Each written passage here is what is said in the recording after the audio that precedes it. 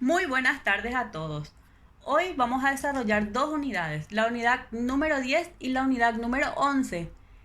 Tenemos que saber que con el desarrollo de estas dos últimas unidades estaremos culminando la primera parte de nuestro programa titulado de los contratos en general para posteriormente entrar en la segunda parte denominada de los contratos en particular. Bueno, tenemos ahora en pantalla la unidad número 10 titulada de los contratos por tercero. En esta lección trataremos de los contratos denominados también a favor o a cargo de terceros.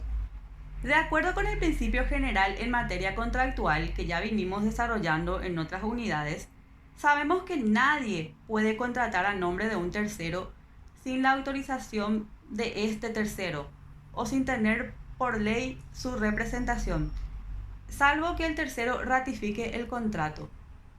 ¿Y qué dice al respecto el artículo 730 de nuestro código? Dice que el contrato celebrado a nombre propio, por el que se promete la prestación de un tercero, será obligatorio si el promitente hubiere garantizado la ratificación o el cumplimiento por parte de aquel. La ratificación. Cuando hablamos de ratificación, ¿a qué nos referimos?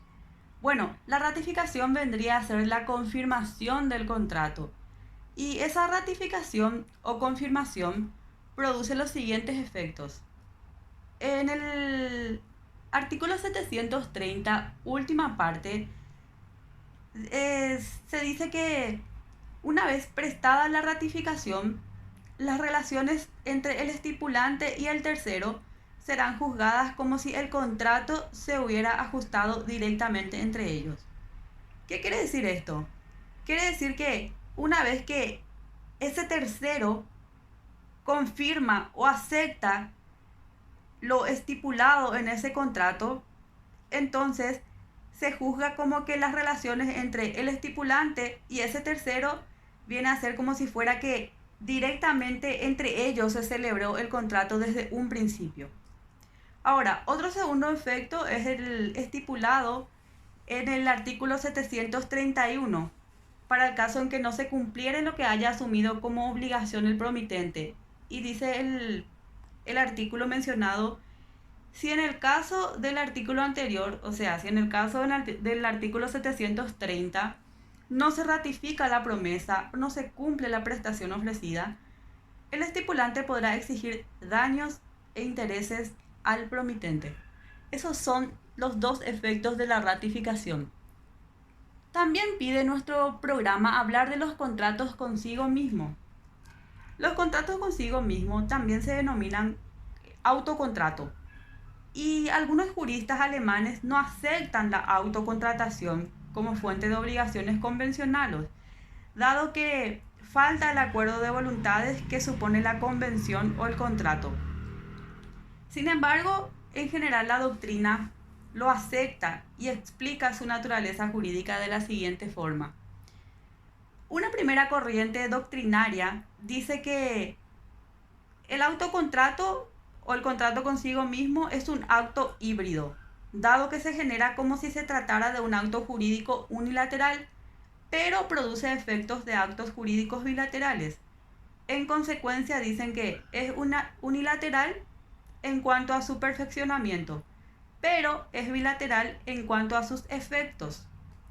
Una segunda corriente doctrinaria expone la teoría denominada de la concepción moderna y dice que la obligación es una vinculación entre patrimonios, dado que la obligación es hoy en día una relación entre patrimonios más que entre personas. Y una tercera corriente doctrinaria dice que el autocontrato es el resultado de la idea de representación, entendida como ficción del acto jurídico. En conclusión, lo que tenemos que saber es que el contrato consigo mismo es el acto jurídico que una persona celebra consigo misma y en el cual actúa a la vez como parte directa y como representante de la otra, o como representante de ambas partes, o como titular de dos patrimonios sometidos a regímenes jurídicos distintos. Pasamos al siguiente tema de esta unidad y dice casos en que podrían darse situaciones de autocontrato. Un primer caso sería cuando una persona actúa por sí y en representación de otra, ya sea que se trate de una representación de tipo legal o una representación de tipo convencional. Un ejemplo sería el caso del padre que contrata para sí y también por el hijo. Un segundo caso se daría cuando una persona es representante de dos personas diferentes.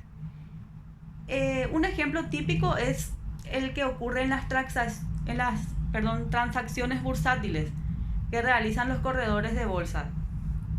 Y una tercera situación se presenta cuando una persona tiene dos patrimonios o fracciones de patrimonios sometidos a regímenes jurídicos distintos y necesita precisar la condición jurídica de ciertos bienes. Por ejemplo, el caso del heredero al que se le concede la posesión provisoria de los bienes del desaparecido, y entre esos bienes hay algunos en los que él es condómino o tiene bienes en común con esa persona fallecida, con el causante de la sucesión. El siguiente tema sería la estipulación a favor de terceros y los seguros sobre vida. Y este es el último tema de esta unidad. Estábamos hablando de los contratos a favor de terceros. Y ocurre que en algunos contratos la obligación asumida por una de las partes no se establece en favor de la otra, sino de un tercero. Así, por ejemplo, la indemnización pactada en caso de seguro de vida no es debida por la compañía al contratante que paga la prima, ni a sus herederos, sino a la persona indicada por el asegurado. El seguro de vida actúa como resguardo frente a una posible situación de apremios económicos y el beneficiario recibirá una suma de dinero en caso de su fallecimiento, dando tranquilidad a su familia. Mediante la firma de un contrato con la aseguradora, ésta se compromete a entregar a las personas que el asegurado haya designado como beneficiarios una suma de dinero en el momento de su fallecimiento. Su obligación en este contrato es el pago de las primas en la forma estipulada ya de antemano. También hay situaciones en que algunas pólizas pueden beneficiar al asegurado en vida. Estas pólizas acumulan ahorros que pueden ser utilizados en el futuro, como por ejemplo para complementar su jubilación o para lo que el asegurado desee destinarlo. Bueno, aquí culminó la unidad número 10 y pasamos ahora al desarrollo de la unidad número 11.